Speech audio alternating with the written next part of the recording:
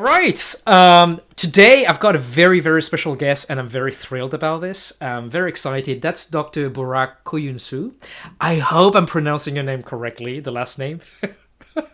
So I don't know what to say about this person because you've got a very heavy profile. There's so many things you've done, but I'm gonna bottom line this. So I think currently you are a senior vice president at LHH, which, if I'm right, is part of Group Adecco. And you're leading the leadership and talent development business in the UK and Ireland. So you've been teaching a bit, including at the prestigious IE Business School. I think that was in human resource and in business in general. And you also were working for a strategy consulting firm. I think that was Accenture. And you've studied a lot. I think you've got a PhD in organizational behavior and HR from IE Business School. And you've published quite a lot. You've been prolific. So I think you've published in Harvard Business Review, MIT Sloan Management Review, LSE Business Review, and just to quote a few. And I think some of your work has been referred in Wall Street Journal, The Economist, Business Week, Financial Times. I could carry on for hours, but that's not the point. The point is you've got so much wisdom that I feel compelled to squeeze the orange so that we've got part of that juicy knowledge. So I'm going to call you Burak. I am super excited and so honored to have you as well. We know each other for quite a few years now. We've seen each other on and off in London, and we both have a special link with IE Business School, which we both adore, I'm sure. So today is about a very special topic. It's a topic that is dear to my heart, but when you look also at the trend and you look at the lexical fields and the themes used in the media, there's a huge word that comes across very, very often now. It's the word compassion. So then I scratch my head and I'm like, compassion, leadership, compassion at work, compassion and success. How the hell does that work? Can you even be successful and be compassionate? Can you be a compassionate leader? Is that such thing? Or is it two different constructs? Or can it be spoused? Can it be together? So I've got just a few talking points, going to be short and sweet. And if you don't mind, I'm going to go straight into this. I've got a first question for you. What is your definition of compassion in leadership, in the context of leadership and management? What is compassion for you? Great. Thanks, Sok-ho, for that nice introduction and having me here too. I'm delighted to be with you and your audience today. I honestly am not an expert, I think, in this topic, even though I do write about this every now and then. What I think when I hear compassion is what I will give you as my definition, because as you know, there's so much research on this topic already, how organizations are approaching this, how individuals are approaching this. But I also see it from my perspective in leadership, how leaders can really bring compassion to work. So that's the angle I'm going to come from, not from any of my academic research or any of the research I know about, but more around what I feel is needed in leadership and compassion from that perspective. And when I look at it from that perspective, it all comes to the very single point about having your heart influence your decision. And if we put ourselves into a separate persona just because we're at work, we basically often put our heart aside as well. Compassion is somehow bringing that heart back and assessing what's happening in your environment from your heart's language as well as your mind's language. I don't know if it's one of the good definitions, but I just thought I would start with that. This is very interesting. Just a very quick follow-up question to this. When people speak about the heart, and I myself have investigated an empirical framework that has the heart component, which is more emotions, what you feel. Does it mean that compassion is only emotional? Or is it also a cognitive component? Is it only about deciding based on what you feel?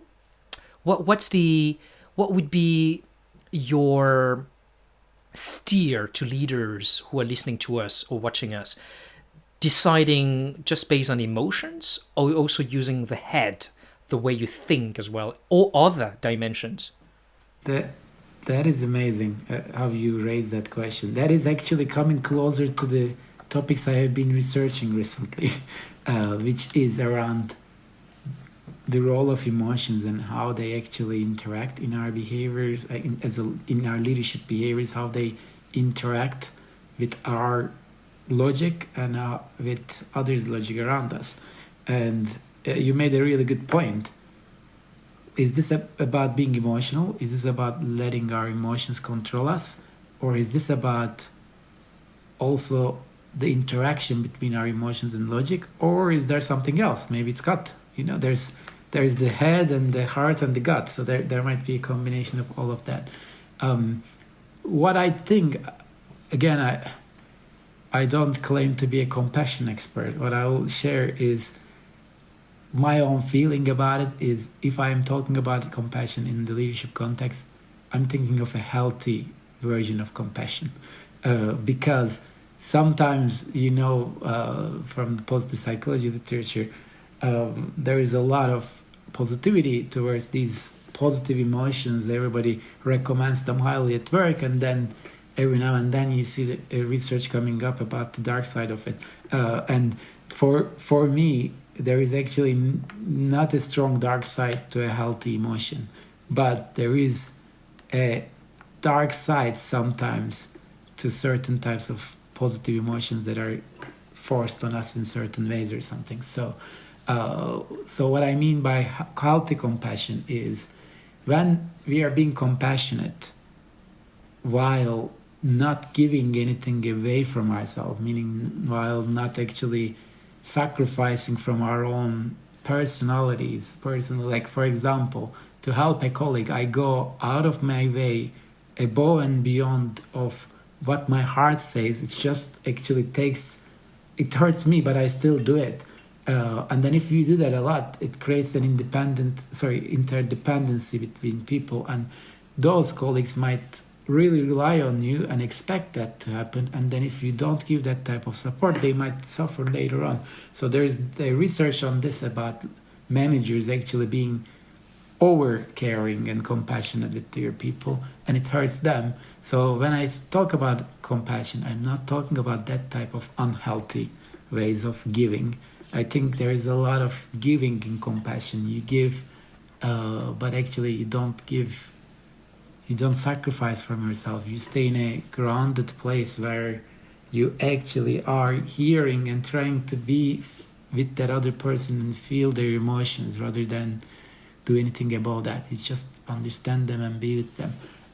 So healthy compassion in that sense, I think, is yes about the emotions, but it's also about that balance. I don't think it is heart. I don't think it's head. It's maybe that full body, like groundedness of yourself. You are in your own energy, but you're also willing to share that other person's energy and hear and feel them. So that is for me healthy compassion. So if we then zoom in that healthy compassion, which is, I'm hearing you didn't use that word, but it's a healthy compassion that is not self-neglecting for the individual who is being compassionate. You don't forget yourself, you don't overcare, you use that word, you don't sacrifice yourself, as in that sense of you don't self-neglect. If you have that healthy compassion, why should you be that healthy, compassionate leader? What are the benefits at work or in leadership? Let's talk about benefit. Why should people care about this? Another good question. Why should people care? I could answer it in many ways. I will start with the simplest answer. Why wouldn't anyone be like that at work, right? Because as human beings, we do that in our lives. But for some reason, we try not doing it at work. So for me, the simple answer is just to be able to be ourselves at work. It's the easiest benefit is that, like, if I am more myself, I can act like a human being. I think it's quite beneficial because then we don't have this incongruence between who we are at work and outside work, and then conflicts in our psychological state. So that would be my simple answer. I find it funny, but also very relevant that since like 5-6 years ago, we have been talking about being human at work. It just makes me laugh each time. But at the same time, it's relevant, right? We need to be human at work. But as if we were robots to start with, right? So that idea for me is quite ironic that we are talking about being human at work. Yet, I also love the idea because that is the challenge in our work environments. We need to bring our human nature, our normal selves that are not newly created personas that don't have hearts. So that's kind of for me the big simple answer for that. The second way of thinking about this is compassion is a very powerful emotion. It is, or empathy, or actually care. You can take it from different angles.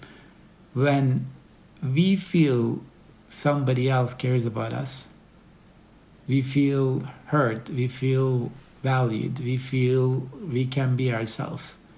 That unlocks the power of anybody's potential. So if we show that to others, it creates the right work environment. So that's very important in that sense. And also if we show that to others, we create better connections, which also rewards ourselves.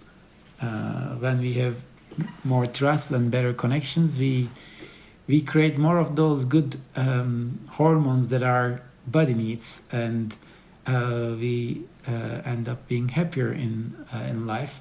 And if I could push this even further, happiness increases success and health, not the other way around, not success increasing happiness, but it's happiness increasing success. So there are so many benefits if you look at all of that.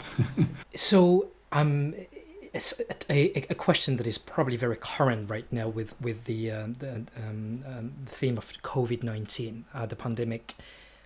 How can you possibly be compassionate at work in a digital area? So when you see people face to face, you help them, you want to care for them.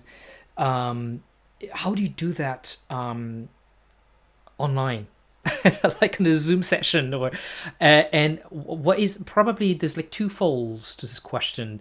Did you observe from your work, probably working with quite a lot of leaders, any major negative collateral impacts of the shift from office to a lot hybrid online? And if yes, how do you apply compassion in that setting, right? Yeah, it's a big challenge, I guess, for some leaders.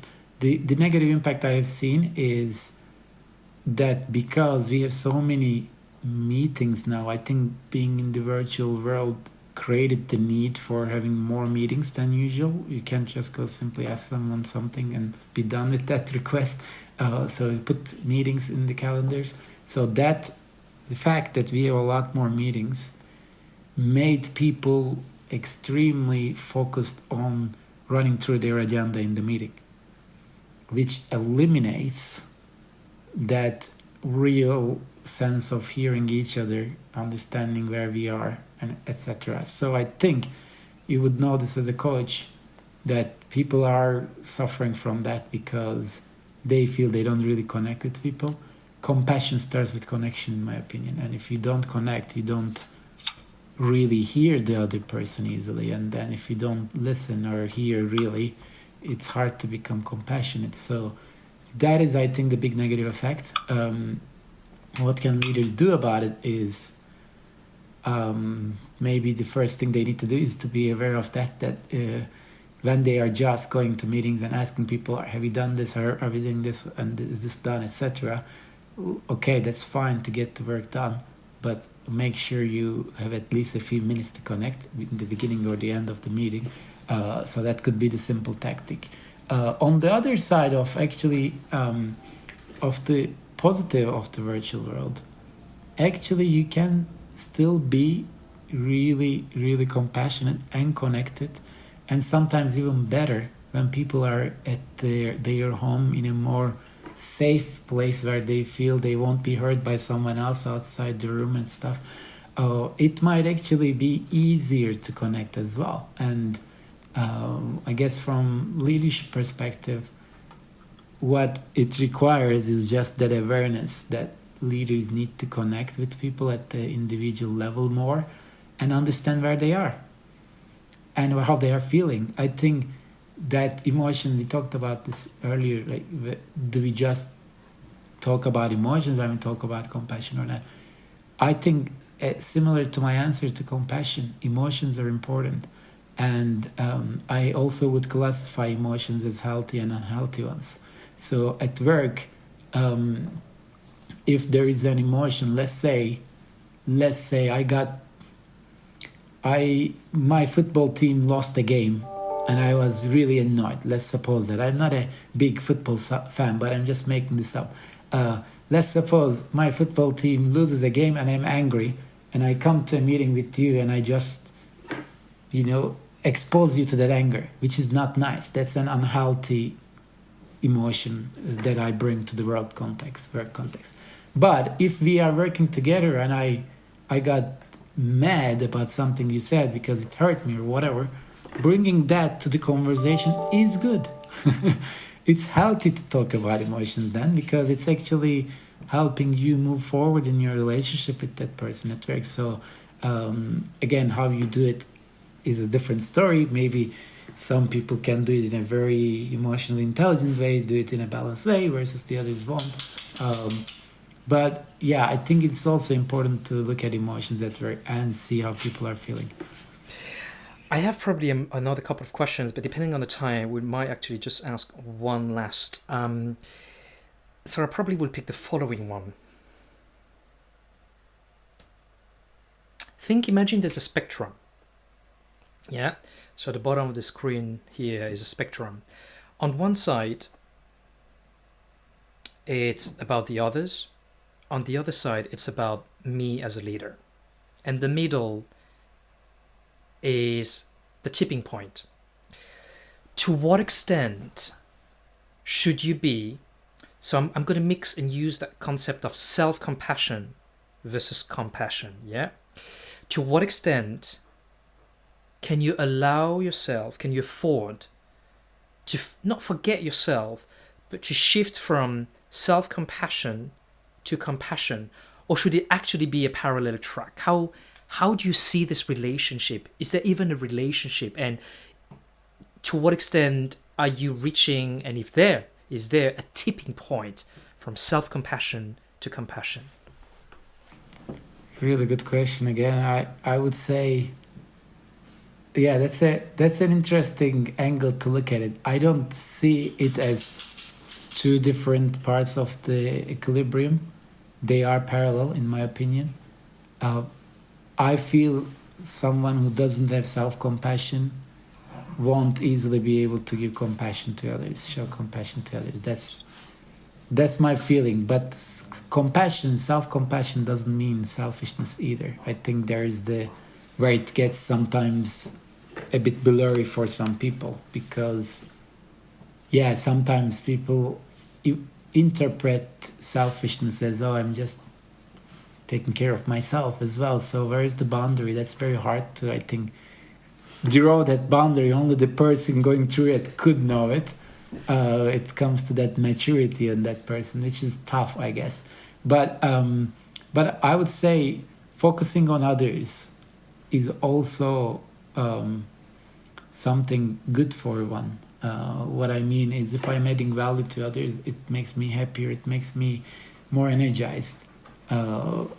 As long as it's that healthy balance that I mentioned, healthy compassion, meaning I'm not giving away from myself, going so much further, which hurts me, just to help others, right?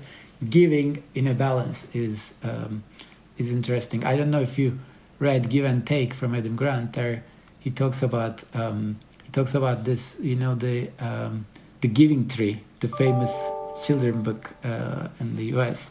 That Giving Tree is actually a book where actually teaches children that parents give so much from themselves, including, and they sacrifice so much from their own life that actually it's not healthy. It's not healthy giving. I think as long as it's healthy giving, it's well balanced. So that's where I would end that. I know we're almost out of time.